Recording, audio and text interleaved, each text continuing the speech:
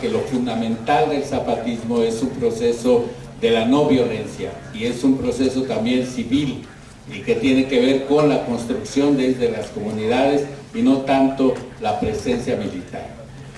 Gracias. Okay.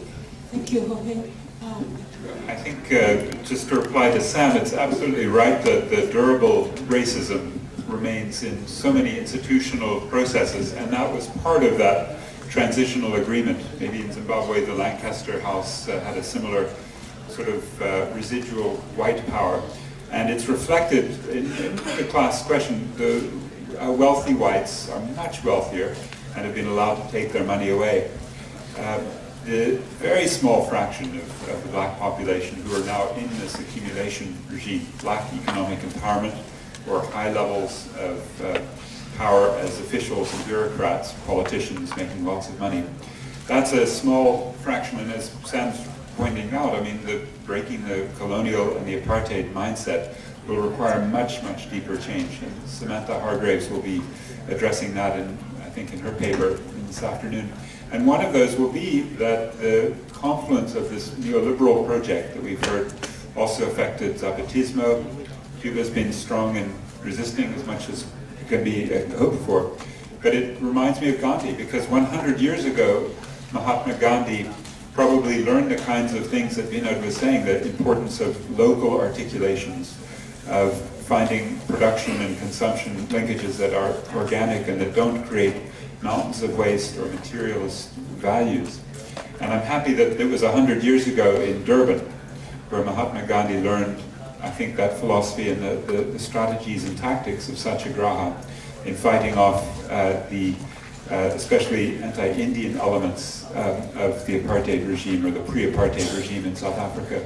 So it's appropriate that as we tried to fight the Conference of Polluters, there was a lot of inspiration taken by many who were arrested from being in the vicinity where Gandhi learned to fight power.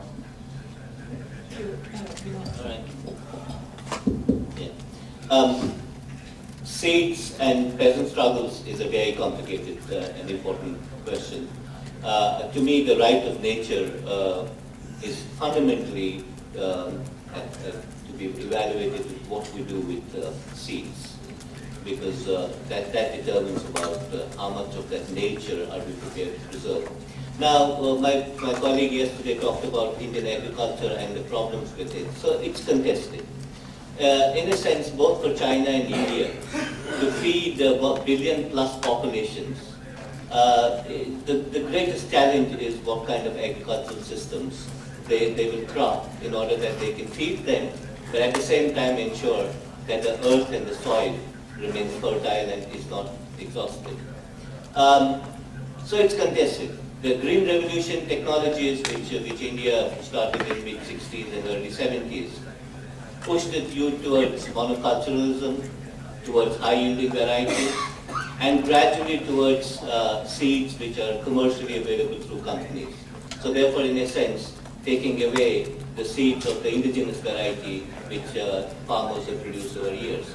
But to my mind, both for India and for China and for the rest of the world, the biggest challenge comes from life form patenting.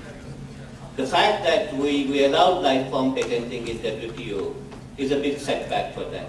Because the moment you say that you can have monopoly rights on a variety of seed, which you produce by whichever method in a laboratory, and you do not accept farmer rights, then you've gone into a paradigm where seed sovereignty is greatly threatened.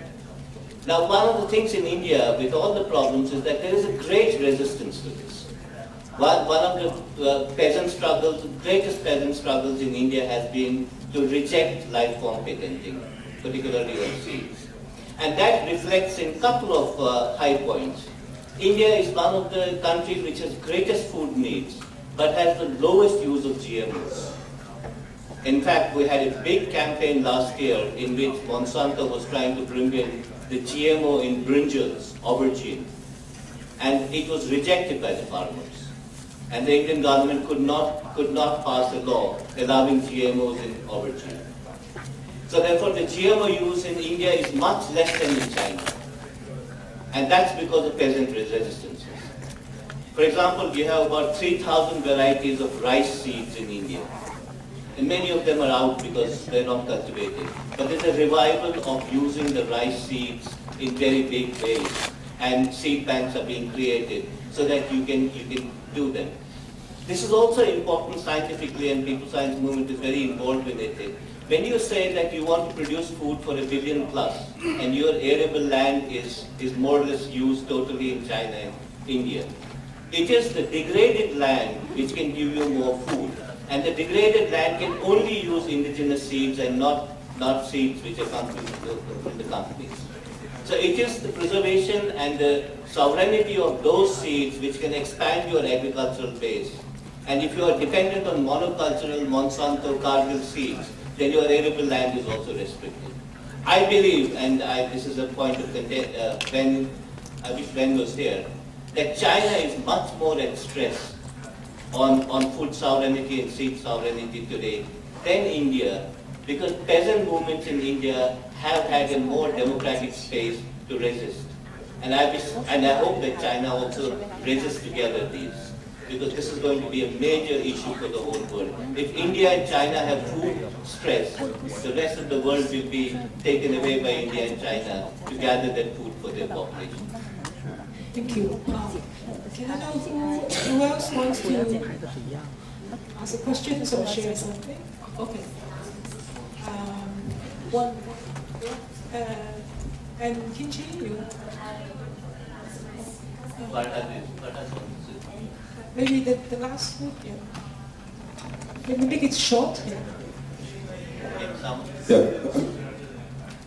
Just a very short point. A comment on the presentation by Patrick on South Africa. I think it is actually, when one looks at it, a very good thing that you've had a movement that can impact on what is going on, the Treatment Action Campaign or the retrovirals. In other words, you're presenting a very depressing picture. A struggle that has been going on for years that, ended through. It's okay. Yeah. Anyway, yeah, so the apartheid, which was something that actually intrigued the whole of humanity, brought to an end, and then the whole reversal process beginning and unfolding right in front of our eyes, but that's the society is able to organize and counter some of the processes and make some gains. I think that's something to be optimistic about, and it's a source of inspiration. The problem, though, is one doesn't see the extension of that movement into the political arena for a major transformation into the transformation process. I think the political extension of that civic movement is yet to be sort of clearly mapped out. Okay, thank you.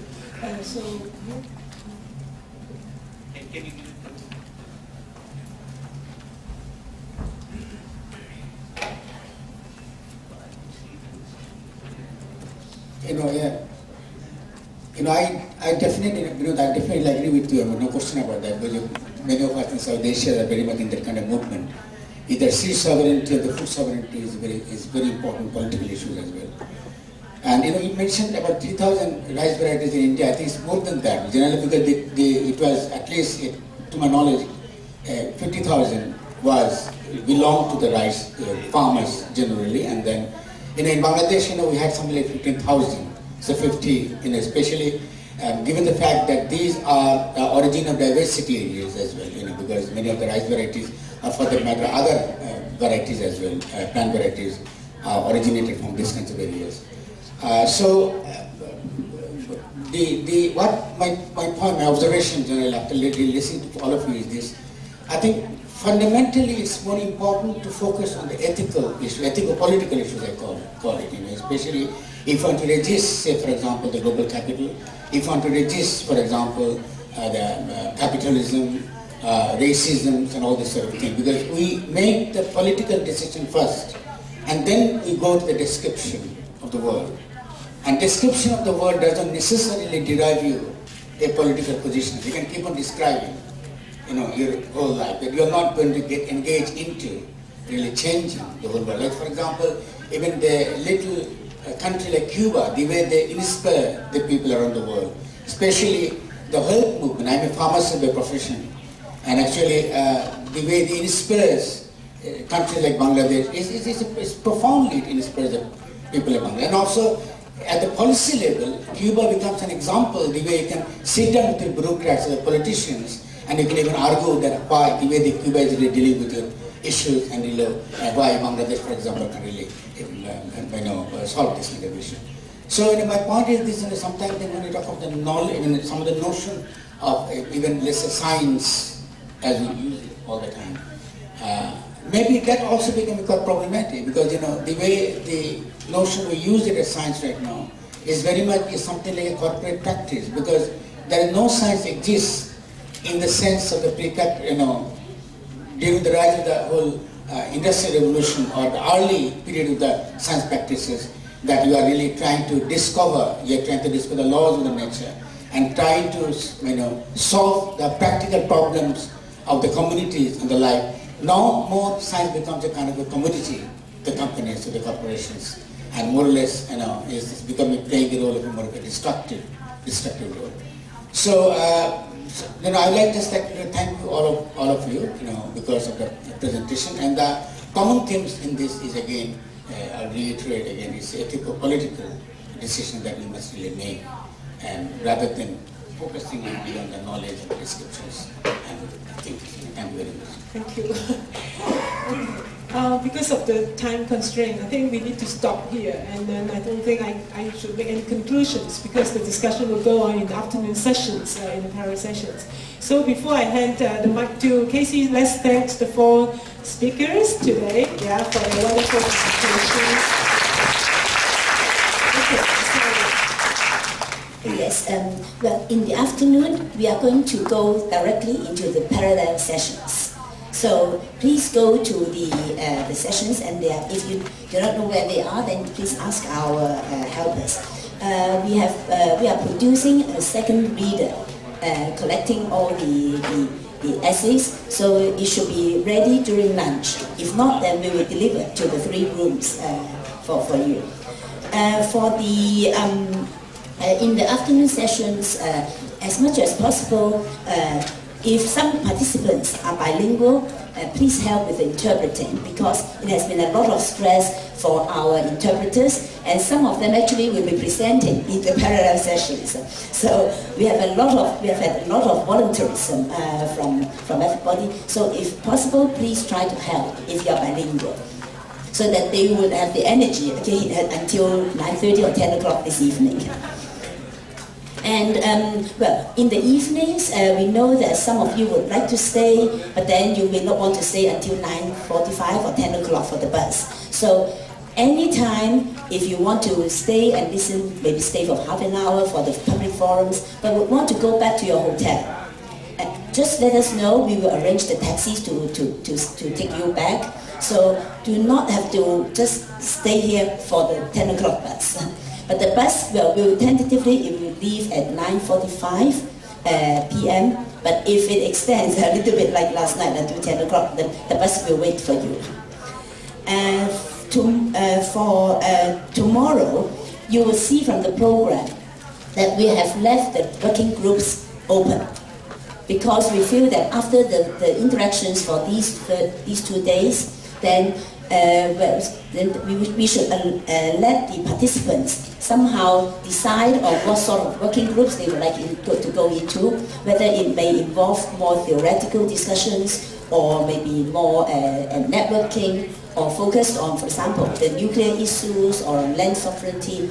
So we have formed a group of moderators and rapporteurs, and they are mostly people of the younger generation, like Alberto and others. So we hope that you can find some time, I don't know, during the evenings or lunch or dinners, to discuss among yourselves what you feel could be proposed for the working groups tomorrow. So if any participant, if you have any ideas, please go to Erebus.